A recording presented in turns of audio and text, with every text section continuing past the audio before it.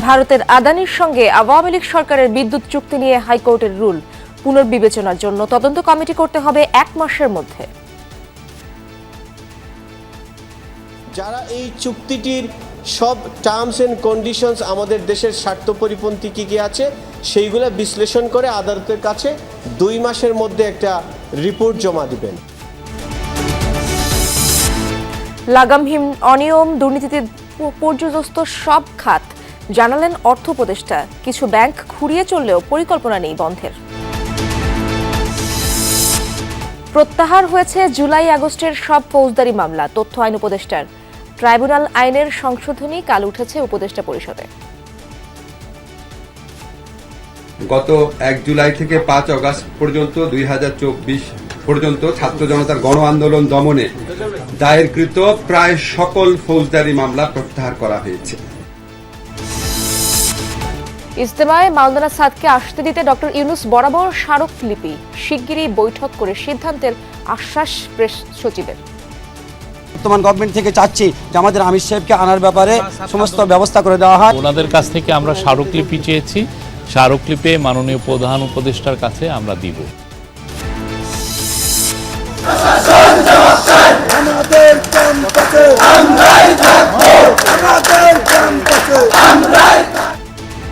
রাস্তায় নয়, এবার ক্যাম্পাসের ভেতর বিক্ষোভ তিতুমিরের শিক্ষার্থীদের। আইনশৃঙ্খলা বাহিনীর কঠোর অবস্থান।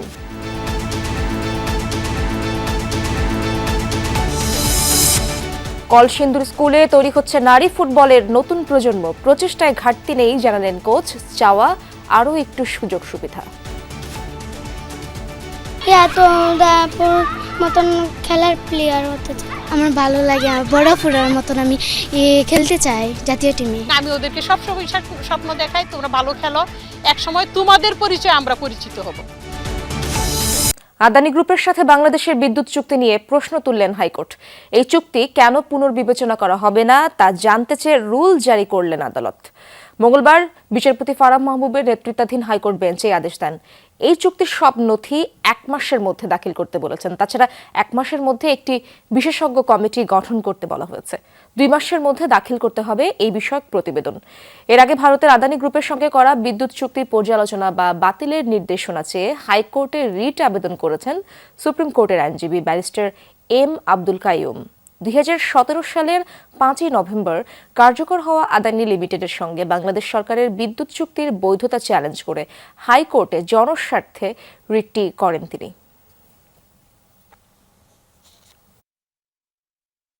যারা এই চুক্তিটির সব টার্মস এন্ড কন্ডিশনস আমাদের দেশের স্বার্থ পরিপন্থী কী কী আছে সেইগুলো বিশ্লেষণ করে আদালতের কাছে 2 মাসের মধ্যে একটা রিপোর্ট জমা দিবেন। আরেকটা কমিটি গঠন করতে বলেছেন রাষ্ট্রের সংশ্লিষ্ট কর্তৃপক্ষকে। এই চুক্তির আপনার যে প্রসেসটা আছে এই প্রসেসটা সম্পর্কে ইনকোয়ারি করে একটা রিপোর্ট জমা দেওয়ার জন্য একটা কমিটি গঠন করতে বলেছে। দর্শক, এ বিষয়ে আরো জানবো। হাইকোর্ট প্রাঙ্গণে রয়েছেন আমার সহকর্মী লাভলি বিথি। সরাসরি জানতে চাই তার সাথে। বিথি, রিটকারী আইনজীবী ব্রিফিংয়ে কি বললেন সে ব্যাপারে আমাদেরকে জানাবেন এবং আজ আদালতের পর্যবেক্ষণ ও নির্দেশনা সম্পর্কে বিস্তারিত কি তথ্য রয়েছে আপনার কাছে? ইশরাত, যেটি হচ্ছে যে 1 মাসের মধ্যে, এটি তো অলরেডি আপনি জানিয়ে দিয়েছেন। এই প্রথম একটি নোটিশ দিয়েছিলেন আইনজীবী যে এই রিটটির সংশোধন অথবা বাতিলের, যদি আদানি রাজি না হয় সংশোধন ইস্যুতে, সেক্ষেত্রে এই রিটটি যেন বাতিল করা হয়। তারপর আজকে যেহেতু রিটটি করা হয়েছে এবং চুক্তিটি যেন বাতিল করা হয়, আমি দুঃখিত। তো আজকে ব্যারিস্টার ফারাহ কবিরের বেঞ্চে এই রিটটি নিয়ে শুনানি হয় এবং 3টি অন্তর্বর্তীকালীন আদেশ কিন্তু এই আদালত দিয়েছেন। প্রথমটি হচ্ছে যে চুক্তি স্বাক্ষরের আগে যে দর কষাকষি সংক্রান্ত যে প্রক্রিয়াটি ছিল, যে তথ্য ছিল, সেই তথ্যগুলো উপস্থাপন দাখিলের নির্দেশ দিয়েছেন।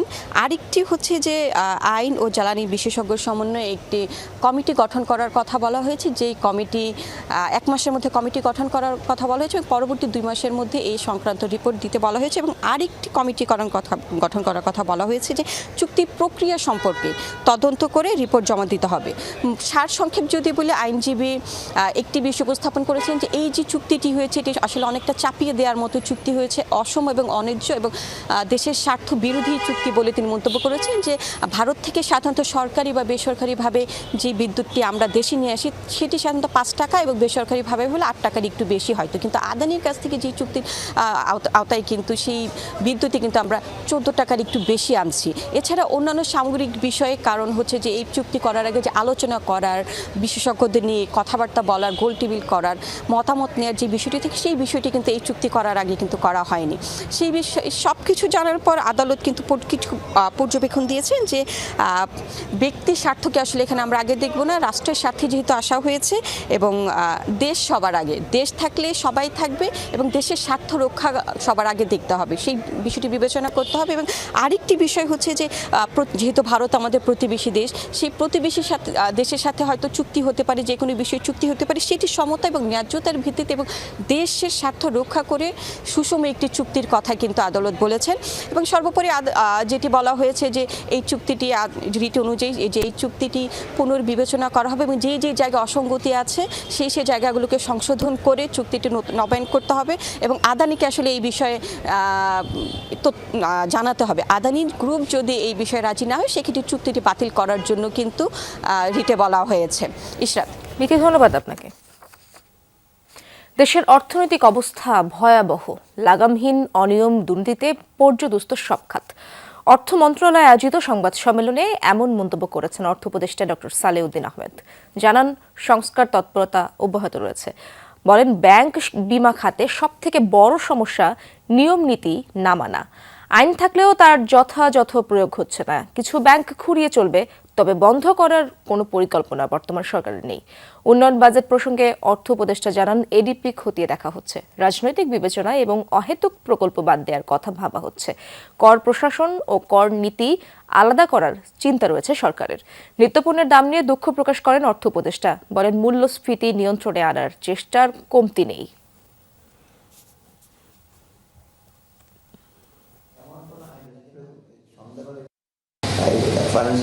আমরা অনেকের অনেক কিছু খালি দাবি দেওয়া না, ন্যায্য প্রাপ্য ছিল অনেক কিছু সরকারি অফিসারে, তারপর অন্যান্য অফিসারের অন্যান্য অংশে, সেগুলো কিন্তু আমরা কোনো রকম বন্ধ করতাম।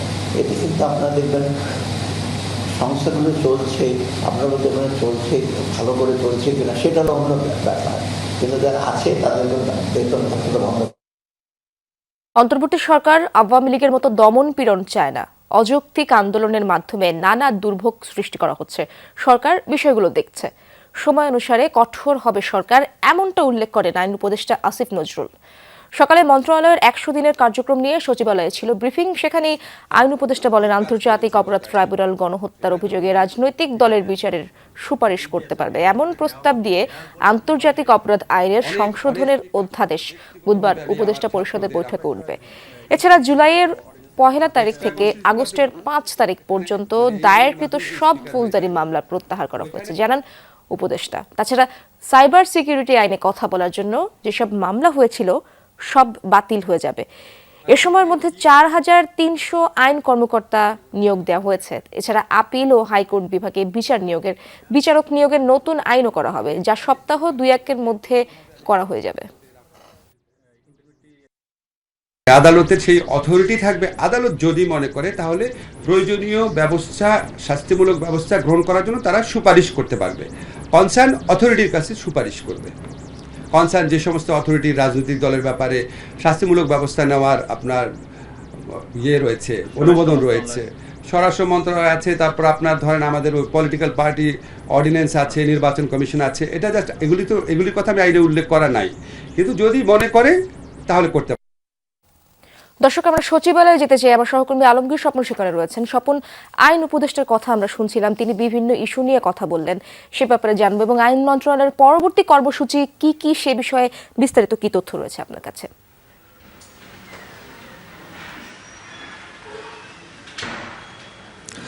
ইসরাত, যেটি হলো 100 দিনের যে কার্যক্রম আইন মন্ত্রণালয়ের, সেটি আইন উপদেষ্টা আসিফ নজরুল তুলে ধরেছেন। তিনি বলেছেন তারা এই 100 দিনে প্রতিদিন প্রায় 12 ঘন্টার মতো কাজ করেছেন, এমনকি ছুটির দিনেও কাজ করেছেন। সেই জায়গা থেকে তারা বলছেন যে 4500 মতো আইন কর্মকর্তা নিয়োগ দিয়েছেন, বিচারক নিয়োগ দিয়েছেন এবং বিভিন্ন যে আইন আছে সেই আইনের ত্রুটি ঘাটতি দূর করার জন্য অধ্যাদেশ তারা করেছেন। তো সেই জায়গা থেকেই তারা 1 জুলাই থেকে 5 আগস্ট পর্যন্ত যেসব ফৌজদারি মামলা হচ্ছে সেগুলো প্রত্যাহার করেছেন এবং এর পাশাপাশি নিম্ন আদালতে যেসব হয়রানিমূলক গায়েবী মামলা ছিল আওয়ামী লীগের আমলে করা হয়েছিল সেগুলো প্রত্যাহারের প্রক্রিয়াও তারা শুরু করেছেন, এই জন্য আইন কর্মকর্তা নিয়োগ দিয়েছেন। এর পাশাপাশি এখন কিছু হয়রানিমূলক গায়েবী মামলা হচ্ছে এবং মামলার নামে যেসব বাণিজ্য করা হচ্ছে এইসব যাচাই বাছাই করে যারা এগুলোর সাথে যদি তাদের বিরুদ্ধে কঠোর ব্যবস্থা নেবে এবং সেসব মামলা প্রত্যাহারের উদ্যোগও তারা নেবেন বলে জানিয়েছেন। আমরা প্রশ্ন করেছিলাম যে আন্তর্জাতিক অপরাধ ট্রাইব্যুনাল যে আইন সেটি সংশোধন করা হচ্ছে এবং একটা অধ্যাদেশ করা হচ্ছে, তো সেই অধ্যাদেশে রাজনৈতিক দলের বিচারের ধারা যুক্ত হচ্ছে কিনা। তো আইন উপদেষ্টা বলেছেন হ্যাঁ, এখানে রাজনৈতিক দলের বিচারের একটি ধারা যুক্ত হচ্ছে এবং সেই ধারা অনুযায়ী আন্তর্জাতিক অপরাধ ট্রাইব্যুনাল আসলে বিচারের সুপারিশ করতে পারবে, তবে তা বাস্তবায়ন করবে স্বরাষ্ট্র মন্ত্রণালয় বা সরকার। এর পাশাপাশি যে নির্বাচন কমিশন যে গণপ্রতিনিধিত্ব আইন আছে, আদেশ আছে, সেখানেও রাজনৈতিক দলের বিচারের বিষয়টা যুক্ত হতে পারে বলে জানাচ্ছেন। তো এই নিয়ে আগামীকাল উপদেষ্টা পরিষদের বৈঠক আছে, সেখানে এই আন্তর্জাতিক অপরাধ ট্রাইব্যুনাল আইনের যে অধ্যাদেশ সেটি উঠবে এবং সেখানে আইন মন্ত্রণালয়ের যে প্রস্তাব করা হয়েছে সেটি আসলে চূড়ান্ত সিদ্ধান্ত সেখানেই হবে। এর পাশাপাশি যেটি হলো সাইবার সিকিউরিটি আইনের যে আইন যেটি আছে নিবর্তনমূলক যেটি ছিল সেটি বাতিলের সিদ্ধান্ত হয়েছে, তবে এর মধ্যে কথা বলার অধিকার সংক্রান্ত যেসব মামলা আছে সেগুলো প্রত্যাহার করা হবে, কিন্তু যেগুলো হ্যাকিং কিংবা সাইবার অপরাধ যেটা আছে সেগুলো আসলে প্রত্যাহার করা হবে না বলে উনি জানিয়েছেন। এখানে প্রশ্ন ছিল যে সাবেক প্রধানমন্ত্রী শেখ হাসিনা বিদেশে পালিয়ে গিয়ে ফোনের মাধ্যমে কথা বলছেন বিভিন্ন নেতাকর্মীদের সাথে, তো এটাকে তিনি বলেছেন অযৌক্তিক এবং বলেছেন যে আওয়ামী লীগের নেতাকর্মীদেরই শেখ হাসিনাকে আসলে প্রশ্ন করা উচিত যেন তিনি এভাবে তাদেরকে বিপদে না ফেলেন। ইন্টারপোলের মাধ্যমে তারা যে আবেদন করেছেন শেখ হাসিনাকে ফিরিয়ে আনার এই বিষয়ে কথা বলেছেন যে এটা তাদের সদস্য হিসেবে এটা তাদের রাইটস যে তাকে ফিরিয়ে আনার জন্যই তারা আবেদন করেছেন। সব মিলিয়ে তিনি মন্ত্রণালয়ের কর্মসূচি তুলে ধরেছেন এবং আইন কর্মকর্তারা সব আইন কর্মকর্তা তাদের সম্পদ হিসাব জমা দিয়েছেন, সেগুলো তারা যাচাই বাছাই করে ব্যবস্থা নেবেন বলে জানিয়েছেন। ধন্যবাদ আপনাকে। মাওলানা সাদকে ছাড়া এবার ইজতেমা হতে দেয়া হবে না হুঁশিয়ারি দিয়েছেন তার অনুসারীরা। ডক্টর ইউনূসের সাথে দেখা করতে সকালেই কাকরাইল মসজিদ থেকে রাষ্ট্রীয় অতিথি ভবন যমুনার দিকে যান সাদপন্থীরা। পরে একটি প্রতিনিধি দল প্রধান উপদেষ্টা বরাবর তার প্রেস সচিব শফিকুল আলমের কাছে স্মারকলিপি দেন। প্রেস সচিব শিগগিরই দাবি দেওয়া নিয়ে বৈঠকের আশ্বাসও দেন। সকালে রাজধানীর কাকরাইল মসজিদ থেকে অন্তর্বর্তী সরকারের প্রধান উপদেষ্টার সাথে দেখা করতে রাষ্ট্রীয় অতিথি ভবন যমুনার দিকে রওনা দেন মাওলানা সাদের অনুসারীরা। তবে রমনার মোড়েই তাদের ব্যারিকেড দিয়ে আটকে দেয় পুলিশ।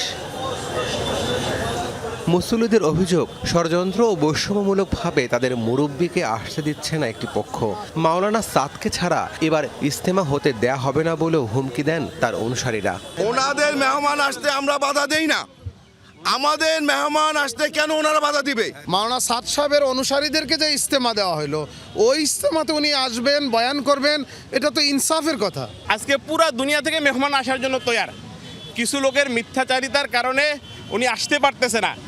এ সময় মাওলানা সাদকে বাংলাদেশে আসার অনুমতি দেওয়ার দাবিতে স্মারকলিপি নিয়ে 10 সদস্যের প্রতিনিধি দল প্রধান উপদেষ্টার সাথে দেখা করার দাবি জানান তারা। খবর পেয়ে ছুটে আসেন প্রধান উপদেষ্টার প্রেস সচিব।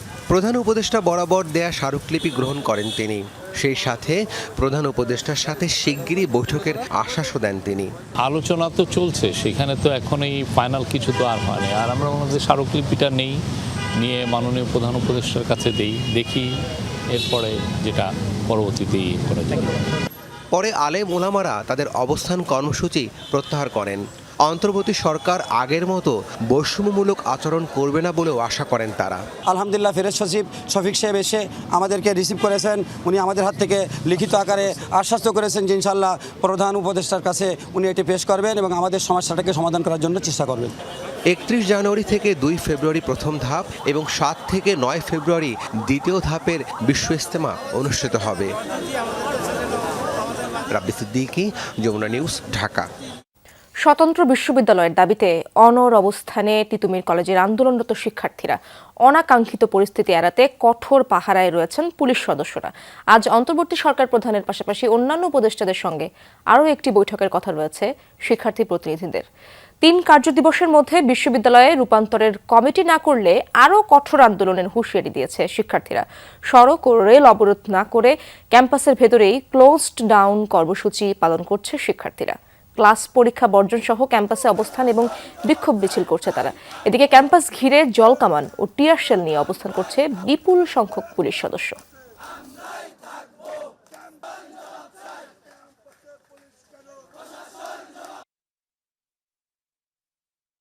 আমরা দ্বিতীয় কোনো পথ দেখছি না আমাদের এই অ্যাফিলিয়েটেড থেকে মুক্তি হওয়ার জন্য। আর সেদিকে ঢাকা বিশ্ববিদ্যালয় কিন্তু আমাদের ছাড়তে রাজি নয়, কারণ তারা একটা ব্যবসার সিন্ডিকেট গড়ে তুলেছে। এখানে কোনো ইন্টারমিডিয়েট লেভেলের কোনো টিচার নাই, স্নাতক এবং স্নাতকোত্তর বিষয়ে লেখাপড়া হয়, তাহলে আমরা এখানে কলেজ রেখে কী লাভ? শিক্ষা উপদেষ্টা সহ তারা ইন্টারনাল মিটিং করে আমাদের সিদ্ধান্ত জানাবে। এই সিদ্ধান্ত যদি আমাদের পক্ষে না আসে তাহলে আমরা কঠোর থেকে কঠোর কর্মসূচি দিতে বাধ্য হব। দর্শক, তিতুমির কলেজে রয়েছেন আমার সহকর্মী আকলাকুস সাফা, তার কাছ থেকে সবশেষ পরিস্থিতি জানার চেষ্টা করব। সাফা, এই মুহূর্তে তিতুমির কলেজের সামনে তো আপনি আছেন, ক্যাম্পাসে কি কর্মসূচি চলছে সে ব্যাপারে জানাবেন এবং আজ নতুন কোনো পদক্ষেপ রয়েছে কিনা তাদের? ইশরাত, ক্যাম্পাসে এখন ক্লোজ ডাউন কর্মসূচি চলছে, অর্থাৎ শিক্ষার্থীরা তারা ক্লাস পরীক্ষা বর্জন করেছেন, ক্যাম্পাসে অবস্থান নিয়েছেন এবং কিছুক্ষণ পর তারা বিক্ষোভ মিছিল করছেন ক্যাম্পাসে। আমরা দেখতে পাচ্ছি যে এই যে অবস্থান কর্মসূচি চলছে কিন্তু সকাল থেকেই। আরেকটি যেটি বিষয় সেটি হচ্ছে 14 সদস্যের একটি প্রতিনিধি দল তারা অপেক্ষা করে আছেন প্রধান উপদেষ্টার সঙ্গে। আজকে অন্যান্য উপদেষ্টা তারাও থাকবেন, তাদের সঙ্গে শিক্ষার্থীদের একটি বৈঠক হওয়ার কথা রয়েছে এবং সেই বৈঠকে শিক্ষার্থীরা তারা বলেছেন যে 3 কার্যদিবসের মধ্যে বিশ্ববিদ্যালয়ে গঠন সংক্রান্ত এবং এই যৌক্তিকতা যাচাই করার জন্য যে কমিটি গঠনের কথা বলা হয়েছিল, সেই কমিটির যে সিদ্ধান্ত, সেই সিদ্ধান্তটা যদি না দেয়া হয় সেক্ষেত্রে তারা তাদের যে আন্দোলন কর্মসূচি সেই আন্দোলন কর্মসূচি চালিয়ে যাবেন এবং আরও কঠোর কর্মসূচি পালন করবেন, এমনটাই কিন্তু বলেছেন। ইশরাত, আপনি জানেন গতকাল যে অনাকাঙ্ক্ষিত ঘটনা যেটি ঘটেছিল, রেলের ওপর যে হামলা হয়েছিল, এই বিষয়ে শিক্ষার্থীরা তারা বলছেন যে তারা ওই হামলার সঙ্গে যারা জড়িত ছিল তাদেরকে আইনের আওতায় আনতে চান এবং চিহ্নিত করে তাদেরকে যেন চিহ্নিত করে শাস্তি দেওয়া হয়, এই বিষয়টি তারা নিশ্চিত করবেন। এই জন্য তারা থানায় সাধারণ ডায়েরি করবেন এবং আরও যেটি তারা বলছেন, দুঃখ প্রকাশও করেছেন, সঙ্গে সঙ্গে বলছেন যে রেল কর্তৃপক্ষের কাছে তাদের আগে থেকেই আবেদন ছিল এবং তারা জানিয়ে রেখেছিলেন তাদের এই আন্দোলনের বিষয়ে, অনুরোধ করেছিলেন যাতে ট্রেন চালানো না হয় এই সময়টার মধ্যে, কিন্তু রেল কর্তৃপক্ষ তাদের সে কথা রাখেনি, বরং যেই ট্রেনটি আসছিল সেই ট্রেনটিকে না থামিয়ে সেই ট্রেনটিকে সেটি চালানো ছিল, সেটি চলা অবস্থায় সেখানে সামনে শিক্ষার্থীরা অবস্থান করছিল এবং সেখান থেকেই আসলে একটি তাৎক্ষণিক প্রতিক্রিয়ায় অপ্রীতিকর ঘটনাটি ঘটেছে। এটার জন্য শিক্ষার্থীরা কিন্তু তাদের দুঃখ প্রকাশ করেছেন এবং বিশ্ববিদ্যালয়ে রূপান্তরের যে যৌক্তিকতা, সেই যৌক্তিকতাগুলো তারা তুলে ধরছেন। অধিভুক্ত থাকা অবস্থায় যে বৈষম্যের শিকার হচ্ছেন সেই বিষয়গুলো কিন্তু উঠে এসেছে এবং অন্যান্য যে একাডেমিক যে বৈষম্যের কথাগুলো তারা তুলে ধরছেন। এই সব কিছুই তারা বলছেন যে তারা প্রধান উপদেষ্টার সঙ্গে যে বৈঠক হবে সেই বৈঠকে তারা জানাবেন এবং যে কমিটি কাজ করবে সেই কমিটিকে এই বিশ্ববিদ্যালয় রূপান্তরের যৌক্তিকতাগুলো তারা জানাবেন এবং আরও যেটি বলছেন যে এটি একদিনের কাজ নয়, অন্তত একটি ঘোষণা এবং একটি আশ্বাস এবং একটি কাজ শুরু যাতে তারা দেখতে চান, তারপরেই তারা আন্দোলন থেকে ফিরে আসবেন, এমনটাই কিন্তু শিক্ষার্থীদের অবস্থান। আর আমরা বাইরে দেখছি, আপনাকে বিস্তারিত তথ্য আমাদেরকে জানালেন। রাজধানীর বকশীবাজারে সরকারি মাদ্রাসা ই আলিয়ার মাঠে ও ভবনে অস্থায়ী আদালতের কার্যক্রম বন্ধের দাবি জানিয়েছেন মাদ্রাসার সাধারণ শিক্ষার্থীরা। দুপুরে আলিয়া মাদ্রাসার মাঠে বিক্ষোভ মিছিল এবং সংবাদ সম্মেলন করে তারা। এ সময় শিক্ষার্থীরা বলেন যে কোনো ত্যাগের বিনিময় হলেও এই মাঠ রক্ষা করতে হবে। 26 নভেম্বরের মধ্যে অস্থায়ী আদালত অপসারণ করে স্থাপনাটি মাদ্রাসা কর্তৃপক্ষের কাছে হস্তান্তর করারও দাবি তোলে তারা। দাবি মানা না হলে প্রয়োজনে আগামীতে আরো বড় কর্মসূচি নেওয়া হবে, এই হুঁশিয়ারিও দেয় শিক্ষার্থীরা। তাদের বক্তব্য, কাউকে এই মাঠ দখল করতে দেওয়া হবে না। 28 নভেম্বর থেকে দাবি মানা না পর্যন্ত লাগাতার অনশন কর্মসূচি পালন করা হবে। কখনো বা পার্ক, কখনো বা বকশীবাজার কেন্দ্রীয় খেলার মাঠ নামে আমাদের এই সরকারি মাদ্রাসায় আলিয়ার নিজস্ব সম্পত্তিকে তারা দখল করার সর্বোচ্চ পায় তারা চেষ্টা করেছে। স্বৈরাচারের কোনো চিহ্ন কোন পদদুলি এই আলিয়ার মাটিতে আমরা থাকতে দিব না। আমরা আমাদের আলিয়া মাদ্রাসার কেন্দ্রীয় খেলার মাঠে এই আদালত আর দেখতে চাই না। শুধু সুষ্ঠু নির্বাচনের জন্য যতটুকু সংস্কার প্রয়োজন ততটুকু সংস্কার করে নির্বাচন দেওয়া উচিত, এমন মন্তব্য করেছেন বিএনপির স্থায়ী কমিটির সদস্য ডক্টর আব্দুল মঈন খান। সকালে রাজধানীর ডিপ্লোমা ইঞ্জিনিয়ার্সে বিএনপির বিভাগীয় প্রশিক্ষণ কর্মশালায় রাখা উদ্বোধনী বক্তব্যে এমন মন্তব্য করেন তিনি। বলেন, সংস্কার একটি চলমান প্রক্রিয়া, তবে সামগ্রিক সংস্কার শেষে নির্বাচন যুক্তিসঙ্গত নয়। জানান বিএনপিও সংস্কারের পক্ষে, তবে সেটি একটি নির্দিষ্ট সময়ের মধ্যে করতে হবে। মঈন খান বলেন, জুলাই আগস্ট আন্দোলন কারো একার কৃতিত্ব নয়, দেশের ছাত্র জনতার ঐক্যবদ্ধ প্রচেষ্টায় অর্জন হয়েছে তা। বলেন, জুলাই বিপ্লব শুধু বৈষম্য বিরোধী আন্দোলন ছিল না, সেটি ছিল গণতন্ত্র, ভোট ও মৌলিক অধিকার আদায়ের আন্দোলন, যার ধারাবাহিকতায় স্বৈরাচারী শেখ হাসিনা দেশ ছাড়তে বাধ্য হয়েছে। নির্বাচনের একটি সুষ্ঠু নিরপেক্ষ নির্বাচনের জন্য যে সংস্কারগুলো অত্যাবশ্যকীয় প্রয়োজন, সেই সংস্কারগুলো সম্পাদন করে একটি সুষ্ঠু নিরপেক্ষ নির্বাচন দিতে হবে। আওয়ামী লীগের সভাপতি মণ্ডলীর সদস্য এবং সাবেক মন্ত্রী কামরুল ইসলামকে নিউ মার্কেট থানার মামলায় ৮ দিনের রিমান্ড দিয়েছেন আদালত। সকালে মেট্রোপলিটন ম্যাজিস্ট্রেট মোহাম্মদ জিয়াউদুর রহমান আদালতে এই আদেশ দেন। এর আগে কড়া নিরাপত্তায় কামরুল ইসলামকে ঢাকার সিএমএম আদালতে হাজির করে পুলিশ। তাকে 10 দিনের রিমান্ডে নেওয়ার আবেদন জানায় পুলিশ।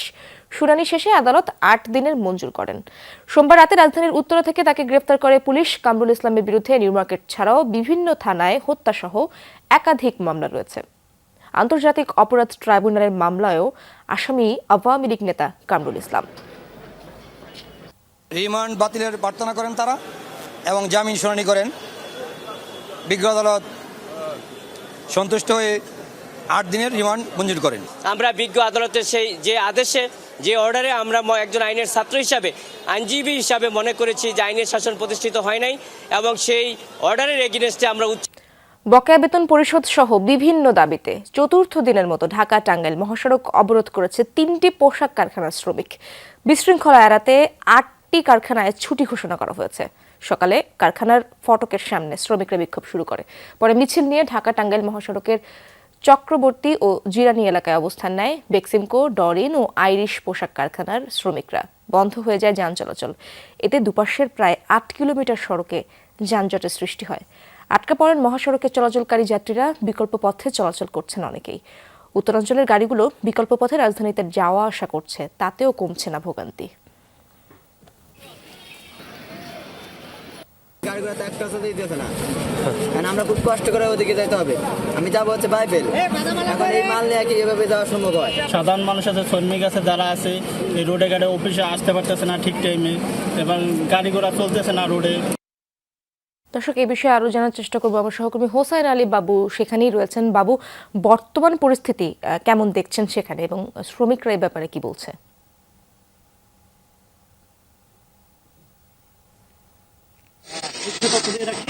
কিছুক্ষণ আগেই ডোরিং কারখানার যে শ্রমিকরা তারা কিন্তু আসলে রাস্তা থেকে চলে গিয়েছে, তাই নেই সেটা 2-3 ঘন্টা আগে থেকে এখন কিন্তু আসলে রয়েছেন বেক্সিমকো কারখানার যে শ্রমিকরা, তারা কিন্তু আসলে রাস্তায় অবস্থান করছেন।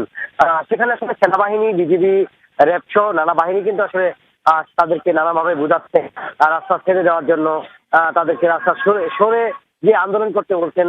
সেক্ষেত্রে আসলে কোনোভাবেই তারা কোনো কথা শুনছেন না।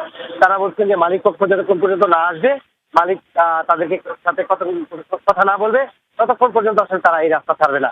তার পাশাপাশি তারা এটাও বলছেন যে আসলে গত মাসের স্যালারি যেটা আসলে বেতন যেটা 12 তারিখে দেওয়ার কথা, সেটা কিন্তু এখনো দেয়নি। সেনাবাহিনীও বলেছিল যে তাদের বেতন দিয়ে দিবে, সে কিন্তু সেনাবাহিনীর কথাও কিন্তু আসলে মালিক পক্ষ শোনেনি। তারা বলছে যে আসলে যতক্ষণ পর্যন্ত তাদের বেতন দেওয়া না হবে ততক্ষণ পর্যন্ত আসলে তারা এই রাস্তায় অবস্থান করবে, কোনোভাবেই কোনো ধরনের যান চলাচল করতে দেবে না। তো ছোট ছোট কিছু three wheeler, autorickshaw, easy bike, সেগুলো কিন্তু আসলে চলাচল করছে। সেক্ষেত্রেও আসলে বিভিন্ন জায়গায় শ্রমিকরা অবস্থান করে গাড়িগুলো আসলে বন্ধ করে দেওয়া হচ্ছে, যাতে কোনো ধরনের গাড়ি চলাচল না করতে পারে। সেক্ষেত্রে এই পথে যারা চলাচল করছে তাদের চরম দুর্ভোগ পাতে হচ্ছে। আসলে দীর্ঘক্ষণ তাদের হেঁটে হেঁটে গন্তব্যস্থানে যেতে হচ্ছে। আপনি দেখছেন যে অনেক মানুষ তাদের হেঁটে হেঁটে তারা যাচ্ছেন বাচ্চা কাচ্চা কোলে নিয়ে, তাদের মাথায় নিয়ে তারা যাচ্ছেন।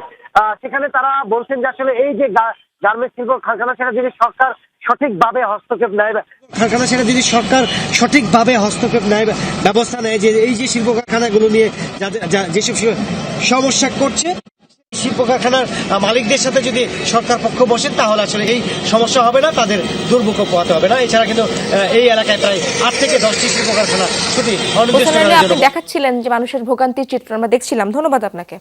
আয়ারল্যান্ডের বিপক্ষে 3 ম্যাচের ওয়ানডে সিরিজের জন্য 15 সদস্যের দল ঘোষণা করেছে বাংলাদেশ। অধিনায়কত্ব করবেন নিগার সুলতানা জ্যোতি, আর সহ অধিনায়কের ভূমিকা পালন করবেন নাহিদা আক্তার। এছাড়া দলে আছেন মুর্শিদা খাতুন, ফারজানা হক, শারমিন আক্তার সুপ্তা, সুবাহানা মুস্তারি, স্বর্ণা আক্তার, ঋতুমণি, রাবেয়া খাতুন, ফাহিমা খাতুন, মারুফা আক্তার, জাহানারা আলম, সুলতানা খাতুন, তাজনেহার ও সঞ্জিদা আক্তার মেঘলা। এই সফরে ওয়ানডের পাশাপাশি থাকছে 3 ম্যাচের টি-20 সিরিজও। আগামী 27 নভেম্বর প্রথম, 30 ডিসেম্বর দ্বিতীয় আর শেষ ওয়ানডে অনুষ্ঠিত হবে 2 ডিসেম্বর। সবকটি ম্যাচই হবে মিরপুরে। বাংলাদেশ দলের উইন্ডিজ সফরের খবর। ওয়েস্ট ইন্ডিজ একাদশ ও বাংলাদেশের মধ্যকার 2 দিনের বৃষ্টি বিঘ্নিত ম্যাচটি ড্র হয়েছে। তবে মাত্র 27 ওভার 4 বল করে স্বাগতিক দলটির 9 উইকেট তুলে নিয়েছে বাংলাদেশি বোলাররা। হ্যাট্রিক করেছেন বাঁহাতি স্পিনার হাসান মুরাদ। এবার গাজা ইস্যুতে উত্তেজনা ছড়ালো ইসরায়েলের পার্লামেন্ট বা নেসেটে।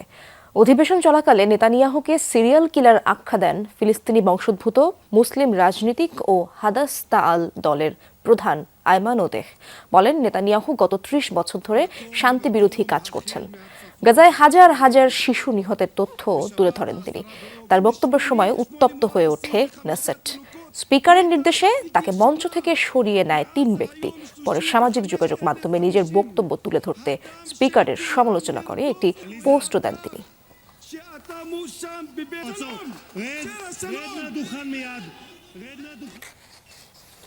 এক মুঠো আটা বা শস্য পেতে রীতিমতো কারাকারি। দীর্ঘ লাইনে দাঁড়িয়ে হাতাহাতি করেও অনেকের ভাগ্যে জুটছে না খাবার। ত্রাণ সংকটে গাজায় চরমে পৌঁছেছে মানবিক বিপর্যয়। উপত্যকায় ত্রাণবাহী ট্রাক প্রবেশ করতে দিচ্ছে না ইসরায়েল। তাছাড়া ত্রাণের আশায় আসাদের উপরও চলছে নিয়মিত হামলা। মঙ্গলবারও প্রাণ গেছে 20 জনের। এমন পরিস্থিতিতে ইসরায়েলের পার্লামেন্টে জাতিসংঘের শরণার্থী বিষয়ক সংস্থা UNRWA এর কার্যক্রম বন্ধে বিল পাশে উঠেছে নিন্দার ঝড়। সামান্য এক বস্তা আটার জন্য দীর্ঘ এই লাইন, হুড়োহুড়ি। দিনকে দিন উপত্যকা জুড়ে ভয়ঙ্কর রূপ নিচ্ছে দুর্ভিক্ষ। সপ্তাহ জুড়ে অভুক্ত বেশিরভাগ বাসিন্দা। মানবিক বিপর্যয় এত চরমে পৌঁছেছে যে কালে ভদ্রে ত্রাণের গাড়ি প্রবেশ করলেই শুরু হয় কারাকারি। UNRWA আর WFPর খানেক ত্রাণবাহী ট্রাকে লুটপাট হয়েছে। গেল কয়েক মাস ধরে ভোর 5টায় এখানে অপেক্ষা করি শুধু একটু আটার জন্য। প্রায় প্রতিদিনই খালি হাতে ফিরতে হয়। খাবারের অভাবে ধুকে ধুকে মরছি আমরা। না আছে কোনো সবজি, না অন্য কিছু। আমার কাছে এখন জীবনের সংজ্ঞা এই ত্রাণের আটা। এক বস্তা আটার দাম $107। যুদ্ধবিধ্বস্ত গাজায় কার কাছে আছে সে সামর্থ্য? পরিস্থিতি খুবই কঠিন। মানবিক সংস্থাগুলোর উপরই পুরোপুরিভাবে নির্ভরশীল গাজার মানুষ। ঢুকতে পারছে না পর্যাপ্ত ত্রাণ, আর যেটুকুই বা ঢুকছে তা সংগ্রহেও নিতে হচ্ছে জীবনের ঝুঁকি। মঙ্গলবারও ত্রাণবহরে হামলা চালিয়েছে ইসরায়েলি বাহিনী। বেঁচে থাকার ন্যূনতম অবলম্বন সংগ্রহে গিয়ে প্রাণ হারিয়েছেন 20 ফিলিস্তিনি। এমন পরিস্থিতিতে গাজার মানবিক বিপর্যয় নিয়ে শঙ্কা প্রকাশ করছে আন্তর্জাতিক বিভিন্ন মহল। গাজার 21 লাখ বাসিন্দাই জীবন ধারণের জন্য পুরোপুরিভাবে নির্ভরশীল UNRWA এর ওপর। সংস্থাটির কার্যক্রম বন্ধে ইসরায়েলের পার্লামেন্টে বিল পাশে উঠেছে নিন্দার ঝড়।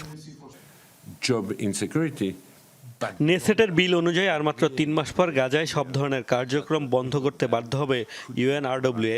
যে কোনো উপায়ে এই বিলের বাস্তবায়ন বন্ধ করতে হবে, কারণ আর কোনো সংস্থা উপত্যকায় সহায়তা কার্যক্রম চালাতে প্রস্তুত নয়। তাহলে ফিলিস্তিনিদের ত্রাণ দেওয়ার দায়বর্তায় নেতানিয়াহু প্রশাসনের উপরই। প্রশ্ন হচ্ছে, ইসরায়েলের কি কোনো প্ল্যান বি আছে? গত বছর 7 অক্টোবর ইসরায়েলে হামাসের নজিরবিহীন অভিযানে UNRWA এর কর্মীদের বিরুদ্ধে সম্পৃক্ততার অভিযোগ তোলে ইসরায়েল। এই অজুহাতে গাজায় সংস্থাটির কার্যক্রম বন্ধে গেল 28 অক্টোবর বিলও পাশ করে Tel Aviv. ইফাতারা Khandakar, Jamuna news. শ্রীলঙ্কার প্রধানমন্ত্রী হিসেবে পুনরায় নিয়োগ পেলেন হরিণী আমারাসুরিয়া। পার্লামেন্ট নির্বাচনে নিরঙ্কুশ সংখ্যাগরিষ্ঠতা পাওয়ার পর সোমবার তাকে নিয়োগ দেন দেশটির প্রেসিডেন্ট অনুরাকুমারা দিশানায়কে। স্কটল্যান্ডের ইউনিভার্সিটি অব এডিনবরা থেকে ডক্টরেট করা হরিণী শিক্ষা ও উচ্চশিক্ষা মন্ত্রণালয়ের দায়িত্ব সামলাবেন। এদিকে অর্থ মন্ত্রণালয়ের দায়িত্ব নিজের কাছেই রেখে দিয়েছেন প্রেসিডেন্ট। পররাষ্ট্রমন্ত্রী হিসেবে পুনরায় নিয়োগ পেয়েছেন বিজি তাহেরাত। বৃহস্পতিবার পার্লামেন্ট সদস্যরা স্পিকার নির্বাচন করবেন। গত সপ্তাহে আগাম নির্বাচনে 225 আসনের মধ্যে 159টিতে জয় পায় প্রেসিডেন্টের জোট এনপিপি।